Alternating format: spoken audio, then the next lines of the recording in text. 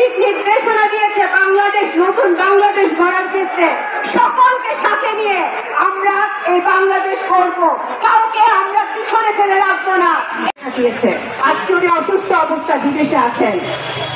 জনাব তারেক রহমান একজন মুক্তিযোদ্ধার সন্তান, একজন রাষ্ট্রপতির সন্তান, একজন প্রধানমন্ত্রীর সন্তান। উনি ওনার সারাটা জীবন বাংলাদেশের জন্য বিলিয়ে দিয়েছেন, বাংলাদেশের মানুষের জন্য কাজ করছেন। সুতরাং আজকের এই বাংলা নববর্ষ আমরা কেন উদযাপন করছি সালদা উপজেলায়, নগরকান্দা উপজেলায়, সারা বাংলাদেশে? কারণ এই বাংলা নববর্ষ সার্বজনীন। 71 আমি একটি কথা বলে শেষ করতে চাই। আপনারা সকলেই জানেন আমরা ধর্মপ্রাণ মুসলমান। আমাদের প্যালেস্টাইনে, গাজাতে আমাদের লক্ষ লক্ষ মুসলমানরা আজকে কষ্টে আছে, না খেয়ে আছে, অনেকে মারা যাচ্ছে। আমরা আজকের এই সভা থেকে, অনুষ্ঠান থেকে, এই প্রোগ্রাম থেকে হয়েছে এই দেশ কারো বাপ দাদার দেশ না।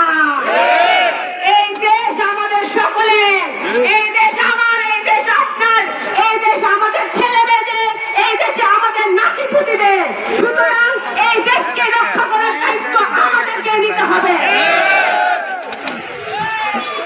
আজকে ছাত্র জনতার হাতে না থাকে, অবশ্যই আমরা এই নববর্ষে আমাদের এই প্রতিজ্ঞা হোক যে আগামী এই বছরটি হবে গণতন্ত্র প্রতিষ্ঠার বছর, স্বাধীনতার বছর, আমাদের নতুন বাংলাদেশ গড়ার বছর এবং দুর্নীতি মুক্ত, স্বচ্ছ, পরিচ্ছন্ন রাজনীতি প্রতিষ্ঠার বছর এবং বাংলাদেশের প্রত্যেকটি গণতান্ত্রিক প্রতিষ্ঠানকে স্বচ্ছ এবং দুর্নীতি মুক্ত করে প্রত্যেক জনগণের সম অধিকার প্রতিষ্ঠার বছর হবে এই বছর।